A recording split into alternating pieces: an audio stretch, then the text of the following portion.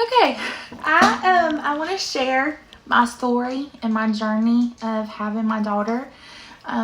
She is almost 5, and I'm almost 35. So when I had her, I was almost 30. So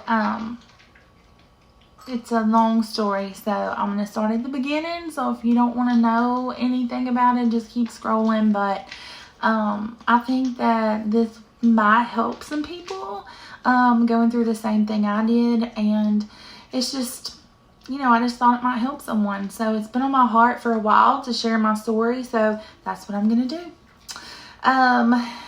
When I was 17 years old, I had my left ovary. I had a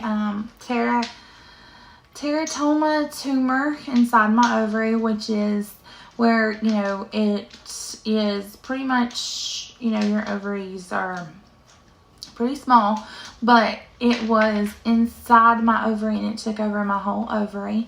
I was going to a doctor at the time that, he was very old school, and I was having a lot of problems, but he told me that, just take a hot bath, you'll feel better. And looking back on it now, that was just the worst advice that anyone can give you, especially a doctor. Like, just take a hot bath, you'll feel better. And when he finally did the sonogram and looked inside, I had to have surgery, so I was 17, and I had it taken out. They did not remove my ovary at this time. They just tried to clean out the tumor. So we did that. I was 17. Then from 17 until I was 28 years old, I had terrible, terrible periods. I was never regular. And I just thought that was, normal. Like, that was my normal. So, I'm trying not to shake the camera. So then when I was 28 years old, I went to a different doctor, and she was awesome. She saw that I had another teratoma tumor in my other ovary. And so when she got in there, I had surgery, and when she got in there, it was too big. And she told me I had no ovarian tissue inside my ovary left. So she removed my right ovary. Now, to a 28-year-old woman, that is devastating, because I literally thought I would never have a child. And so after that, after I had my right ovary removed, it took me about 3 months, and I got super regular on my period. I knew up until the day when I was gonna start, when I was gonna stop. It got super regular. So I had not really thought about it much. And after that, it was probably about 3 months I got regular. And then so we decided that we were going to start using ovulation tests to see when I was ovulating, because they told me that my left ovary would take over, for my right ovary, and it would be, just like I had 2 ovaries at the time. So that's my understanding. Now, remember, I'm not a doctor, so I'm just telling you what I know. So, I was doing ovulation tests. Every ovulation test I did one once a day for 30 days straight, and it never said that I ovulated. So I was under the assumption that I was not ovulating. So I just completely stopped. I had basically given up on having a child. And so one day I was sitting at work, and I was sitting here thinking, I feel terrible. I feel horrible. And my aunt, I worked with her at the time, and she said, "Are you pregnant?" And I was like, "I don't think so." And so I went back and I checked, and when was my last period, and it had been forever. And so I was like, oh my gosh. So at lunch that day, I go and I get a pregnancy test, and it was $1 pregnancy test from the Dollar General just down the road. So I go and get it, And I come back to work to take it, and I was pregnant. And so I just really didn't believe it. So I took probably, I want to say close to 20 tests because I could not believe it. So I got an appointment for the doctor and everything, and I was pregnant, and it was a rough pregnancy. I had high blood pressure, whatever it's called, when you have diabetes when you're pregnant, but you don't have it any other, I don't know what it's called. I don't know the technical term, but I had that.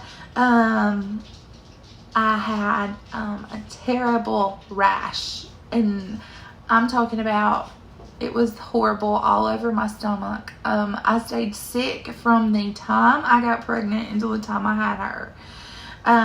So then when I go on my visit to the OB, and it was getting to the point where I think I was at 36 weeks. And it was just one of my weekly checkups. And I go in, and I'm feeling terrible. Like, I told her, I said, please just get this baby out of me.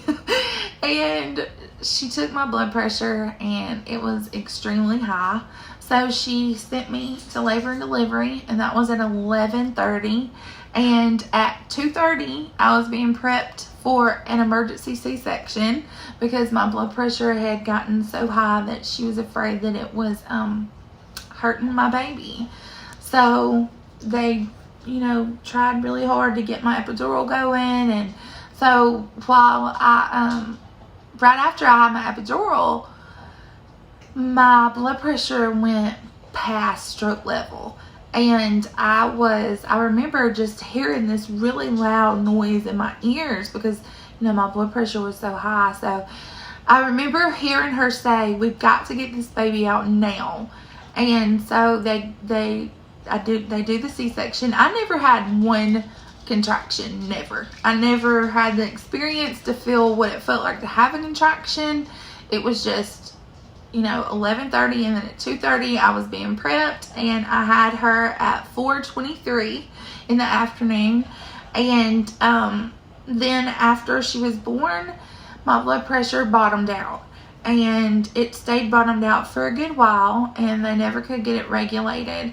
And so finally they got it regulated, and I remember her coming into the room, my doctor, and telling me, you're lucky that you made it. She said it was, and it's a miracle that you made it, and it's also a miracle that you didn't have a stroke.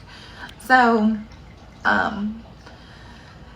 yeah. So, after I had her, she was perfectly healthy.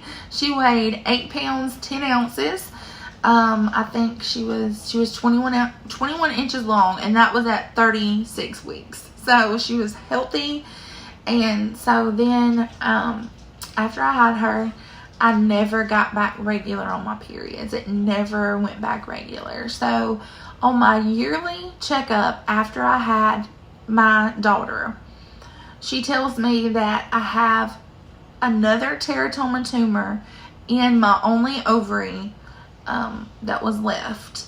So she said that if I didn't, the chances of me trying to ovulate and everything were very slim, and that she wanted to go in and clean it out. And so then I did another sonogram and ultrasound, sonogram, whatever it's called, and she saw that she wasn't able to save my ovary because the tumor was too big. So that was on a Wednesday. So the next Tuesday, I had a total hysterectomy. So I had a total hysterectomy at 30 years old. I have a beautiful, beautiful daughter who's almost 5 years old, that I never thought I would have. So, so she's my little miracle. So I wanted to share my story because I feel like, people are going through the same thing, and polycystic ovaries are something that is a very common thing, and people just don't want to talk about it. So, you know, if you think you can never get pregnant, never say never. So, because I also thought that I never could get pregnant. So, that's my story, and thanks for listening.